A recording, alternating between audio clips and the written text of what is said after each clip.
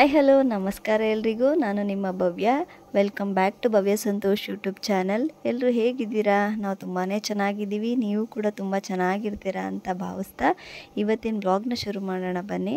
ಗೌರಿ ಗಣೇಶ ಹಬ್ಬಕ್ಕೆ ಎಲ್ಲರೂ ಮನೆಯಲ್ಲೂ ಮಾಡುವಂಥ, ಅದರಲ್ಲೂ ಗಣೇಶನಿಗೆ ಪ್ರಿಯವಾಗಿರುವಂತಹ ಈ ಮೋದಕ ರೆಸಿಪಿನ ಯಾವ ರೀತಿಯಾಗಿ ಮಾಡೋದು, ತುಂಬ ಈಸಿಯಾಗಿ ಮನೆಯಲ್ಲಿ ಯಾವ ರೀತಿಯಾಗಿ ಮಾಡೋದು ಅಂತ ಹೇಳಿ ನೋಡೋಣ ಬನ್ನಿ. ಗಣೇಶನಿಗೆ ಹೊರಗಡೆಯಿಂದ ತಂದು ಕೊಡೋದಕ್ಕಿಂತ ನಾವೇ ನಮ್ಮ ಕೈಯಾರನೇ ಮಾಡಿ ಇಡೋದ್ರಿಂದ ಗಣೇಶನಿಗೂ ಕೂಡ ತುಂಬಾ ಇಷ್ಟ ಆಗುತ್ತೆ. ಹಾಗಾಗಿ ಬನ್ನಿ ನೋಡೋಣ.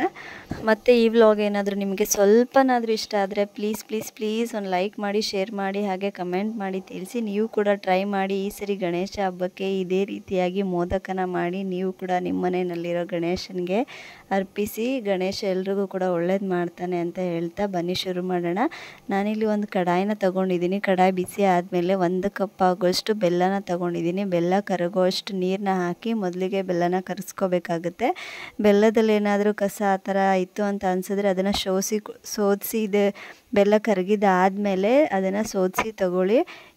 ಇದರಲ್ಲಿ ಯಾವುದೇ ಥರ ಕಸ ಆ ಥರ ಏನೂ ಇರಲಿಲ್ಲ, ಹಾಗಾಗಿ ನಾನು ಹಾಗೆ ತೊಗೊತಾ ಇದ್ದೀನಿ. ಬೆಲ್ಲ ಎಲ್ಲ ನೀಟಾಗಿ ಕರಗಿದ ಮೇಲೆ 1 ಕಪ್ಪು ಬೆಲ್ಲಕ್ಕೆ ನಾನು ಇಲ್ಲಿ 1 ಕಪ್ಪು ಇಲ್ಲ ಸ್ವಲ್ಪ ಜಾಸ್ತಿ ತೊಗೊಂಡ್ರೂ ಆಗುತ್ತೆ ತೆಂಗಿನಕಾಯಿನ ತುರಿದು ತೊಗೊಂಡಿದ್ದೀನಿ. ತೆಂಗಿನಕಾಯಿ ತುರಿನ ತೊಗೊಂಡು ಹಾಕ್ಕೋಬೇಕು.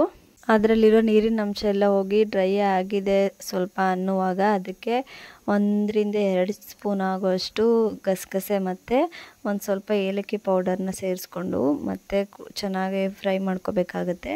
ಚೆನ್ನಾಗಿ ಹುರ್ಕೊತಾ ನೋಡ್ತಾ ಇರ್ಬೋದು ಎಷ್ಟು ಗಟ್ಟಿ ಥಿಕ್ನೆಸ್ ಬರ್ತಾಯಿದೆ ಅಂತ ಹೇಳಿ. ಈ ರೀತಿಯಾಗಿ ಹುರ್ಕೊಂಡು ಅದನ್ನು ಸೈಡಿಗೆ ಎತ್ತಿಟ್ಕೋಬೇಕಾಗುತ್ತೆ. ಮತ್ತು ಈಗ ಅದು ಹಿಟ್ಟನ್ನ ರೆಡಿ ಮಾಡ್ಕೊಳ್ಳೋದಕ್ಕೋಸ್ಕರ ಒಂದು ಪಾತ್ರೆಗೆ 1 ಲೋಟದಷ್ಟು ನೀರನ್ನ ತೊಗೊತಾ ಇದ್ದೀನಿ. ಆ ನೀರಿಗೆ ಸ್ವಲ್ಪ ತುಪ್ಪ ಮತ್ತು ಅಕ್ಕಿ ಹಿಟ್ಟಿನ ಪೌಡರ್ನ ಹಾಕಿ ಕುದಿಯೋದಕ್ಕೆ ಬಿಡ್ತೀನಿ. 1 ಕುದಿ ಬಂದ ಮೇಲೆ ಅದಕ್ಕೆ 1 ಕಪ್ ಆಗುವಷ್ಟು ಅಕ್ಕಿ ಹಿಟ್ಟನ್ನು ಹಾಕ್ಕೊಂಡು ಚೆನ್ನಾಗಿ ಮಿಕ್ಸ್ ಮಾಡ್ಕೊತೀನಿ. ಸ್ವಲ್ಪನೂ ಗಂಟು ಬರದೇ ಇರೋ ರೀತಿಯಾಗಿ ಮಿಕ್ಸ್ ಮಾಡ್ಕೋಬೇಕಾಗುತ್ತೆ. ತುಪ್ಪ ಮತ್ತು ಸ್ವಲ್ಪ ಉಪ್ಪನ್ನ ಹಾಕ್ಕೊಂಡಿರೋದ್ರಿಂದ ಗಂಟು ಆ ಥರ ಏನೂ ಆಗೋದಿಲ್ಲ, ನೀಟಾಗೆ ಬರುತ್ತೆ ಹಿಟ್ಟು ಅಂತಲೇ ಹೇಳ್ಬೋದು. ಚೆನ್ನಾಗಿ ಬೇಗ ಬಿಸಿ ನೀರು ಜೊತೆ ಈ ಅಕ್ಕಿ ಹಿಟ್ಟೆಲ್ಲ ಚೆನ್ನಾಗಿ ಹೊಂದ್ಕೊಳ್ಳೋ ರೀತಿಯಲ್ಲಿ ಕೈ ಆಡಿಸ್ಕೊತಾ ಇರಬೇಕಾಗುತ್ತೆ. ಮಿಕ್ಸ್ ಮಾಡ್ಕೋಬೇಕಾಗುತ್ತೆ ಚೆನ್ನಾಗೆ. 1-2-3 ನಿಮಿಷ ಮಿಕ್ಸ್ ಮಾಡ್ಕೊತಾ ಅಲ್ಲೇ ಬೇಯಿಸ್ಕೋಬೇಕಾಗುತ್ತೆ. ನೋಡ್ತಾ ಇರ್ಬೋದು ಎಷ್ಟು ನೀಟಾಗಿ ಸಾಫ್ಟಾಗಿ ಕರೆಕ್ಟಾಗಿ ಬಂದಿದೆ. 1 ಕಪ್ಪು ಅಕ್ಕಿ ಹಿಟ್ಟಿಗೆ 1 ಲೋಟ ನೀರು ಸಾಕಾಗಿದೆ. ಈ ಮೆಷರ್ಮೆಂಟಲ್ಲಿ ಹಾಕ್ಕೊಂಡ್ರೆ ಸರಿ ಹೋಗುತ್ತೆ. ನೀಟಾಗಿ ಸಾಫ್ಟಾಗಿ ಒಂದ್ಸಲ ಮಿಕ್ಸ್ ಮಾಡ್ಕೊಂಡಿದ್ದಾದಮೇಲೆ ಇದನ್ನು ಒಂದು ತಟ್ಟೆಗೆ ಹಾಕ್ಕೊಂಡು ಸೈಡಿಗೆ ಎತ್ತಿಟ್ಕೊತಾ ಇದ್ದೀನಿ. ಸ್ವಲ್ಪ ತಣ್ಣಗಾಗಲಿ ಅನ್ನೋದಕ್ಕೋಸ್ಕರ.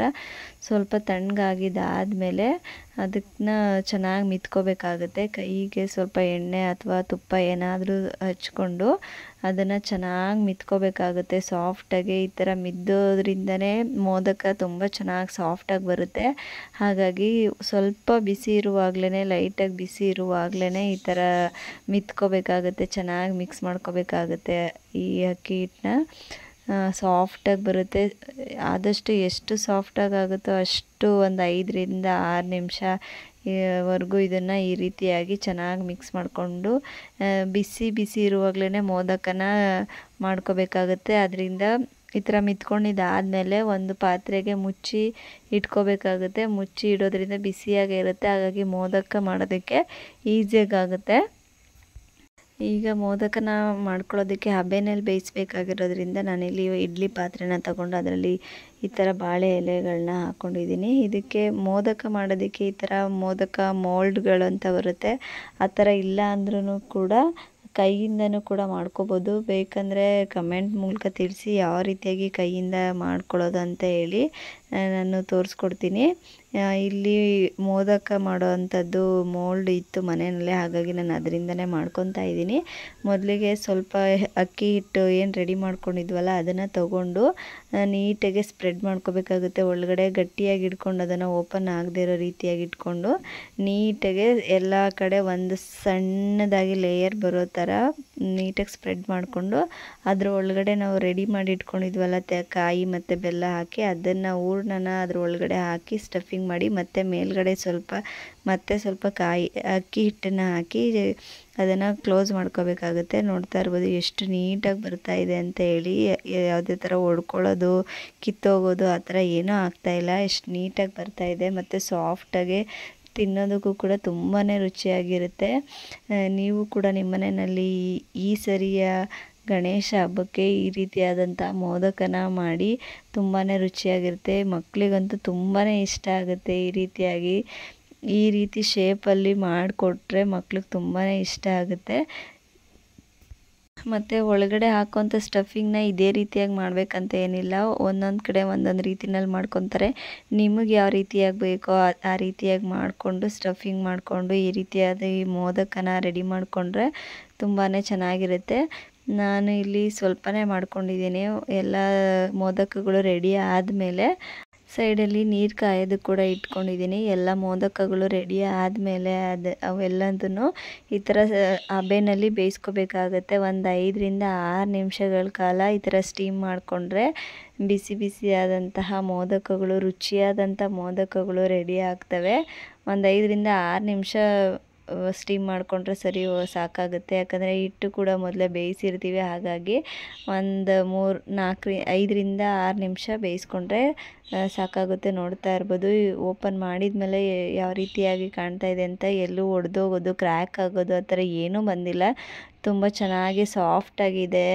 ಮತ್ತು ಈ ಥರ ಸ್ಪೂನಲ್ಲಿ ಓಪನ್ ಮಾಡಿ ತೋರಿಸ್ತೀನಿ ಒಳಗಡೆ ಸ್ಟಫಿಂಗ್ ಯಾವ ರೀತಿಯಾಗಿ ಆಗಿದೆ ಅಂತ ಹೇಳಿ. ತುಂಬಾ ಚೆನ್ನಾಗಿತ್ತು. ಟೇಸ್ಟ್ ಕೂಡ ಮಕ್ಕಳಿಗಂತೂ ತುಂಬಾ ಇಷ್ಟ ಆಗುತ್ತೆ.